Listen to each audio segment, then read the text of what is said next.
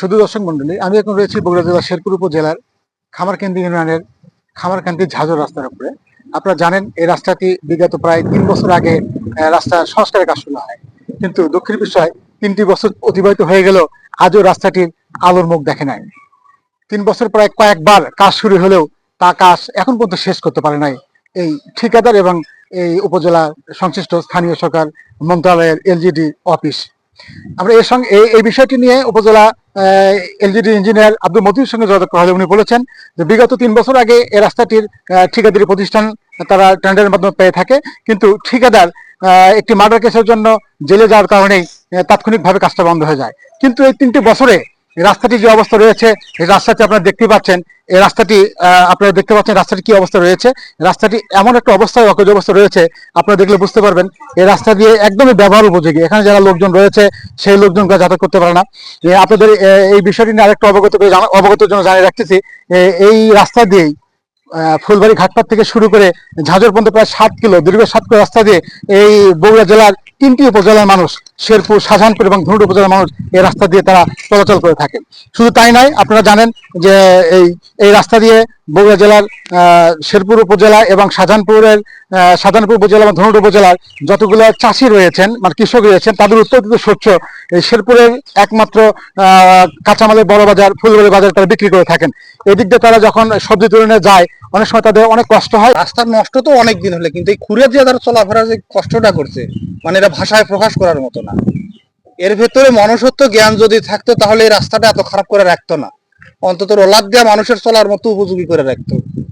এই কন্ট্রাক্টর, এই ঠিকাদার এত জঘন্য খারাপ ব্যক্তি, যার ভেতরে মনুষ্যত্ব জ্ঞান নাই। এর মধ্যে মনুষ্যত্ব জ্ঞান থাকলে মানুষের এত দুর্ভোগ করতো না। আজ এই সামান্য একটু রাস্তার কারণে মানুষের ওইদিকে 4-5 কিলো রাস্তা ঘুরে যাওয়া লাগে, প্রচুর ভোগান্তি।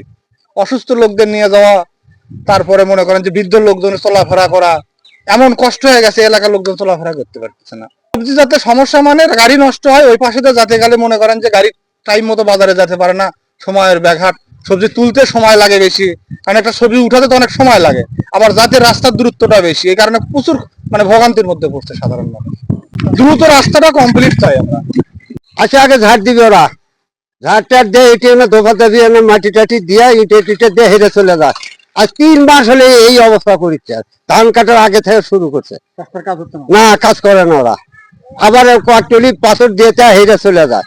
ওইগুলো যা দেন না ঝাঞ্ঝুর পর্যন্ত যাওয়ার মতো বুদ্ধি নাই। তাড়াতাড়ি মানে দূরত্ব কাজ হলে ভালো হয়। 1 বছর হলো যাতায়াত খুবই কষ্ট। মানুষের এমুখে রাস্তা এখন অচল হয়ে গেছে। এখন আর মানুষ হাঁটতেই পারে না, চলাফেরা তো করতে পারে, মোটরসাইকেল যেতে পারে না, কোনো গাড়ি ঘোড়া চলতে পারে না। মানুষের যাতায়াত অসুখ বিসুখের জন্য মনে করেন যে কোনো জরুরি গাড়ি যানজট আনা যায়, আসে না, ভাড়া ডাবল চালেও আসে না, তো ভাই যাওয়া যায় না, দামু কোন কেরা, ও রুগী যাতে খুব কষ্ট হয় আমাকে। ওরা তো একজনের অবস্থা বেশি খারাপ হয়ে গেল, সেই ক্ষেত্রে আমাদের ক্রোধ করলে গান লাগে। এই রাস্তা দাবি আমাদের অতি দ্রুত আমাদের রাস্তা সংস্কার করা লাগবে, ঠিক করতে হবে। হ্যাঁ, আমার খুব সমস্যা, আমরা হাঁটতে পারছি না, গাড়ি ঘোড়া ঠিক মতো চালাতে পারছি না। আমার এলে খুব অশান্তি ধরে গেছে। কাজ কি এর আগে শুরু হচ্ছিল? হ্যাঁ, কাজ শুরু হয়েছে, শুরু করে বন্ধ করে দিছে, হালবে বন্ধ করে দিছে। হ্যাঁ, তার ডোলা নাই, কিচ্ছু নাই, পা ফেলাতে পারতেছি না আমরা রাস্তা এভাবে ঘুরে আস। এদিক দিয়ে গেলে তাদের রিক্সা, ভ্যান এবং যে গাড়িগুলো যাতায়াত করা থাকে সেগুলা গাড়ির টায়ার নষ্ট হয়ে যায়।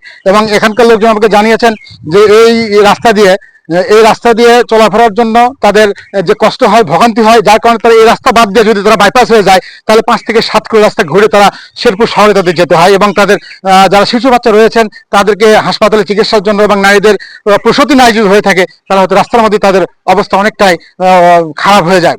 এভাবে বৃদ্ধ মানুষ যারা আছে তাদেরও অবস্থা খারাপ হয়ে যায়। এছাড়া যারা স্কুলের কমলমতি শিক্ষার্থীরা আছে তারা স্কুলে যাতায়াত করতে পারে না, অনেক দূর দূরান্ত থেকে, প্রায় খামারকান্দি এক এলাকা থেকে আরেক এলাকা যাইতে 1.5 থেকে 2 কিলোমিটার রাস্তায় কমলমতি শিশু বাচ্চারা তারা কিন্তু পাঠদান দেওয়ার জন্য স্কুলে যেয়ে থাকে। এই বিষয়টি নিয়ে একাধিকবার আমরা ঠিকাদারি প্রতিষ্ঠানের সঙ্গে যোগাযোগ করার চেষ্টা করেছি, ঠিকাদারি প্রতিষ্ঠান তারা আমাদের কোনো উত্তর দিতে পারে নাই।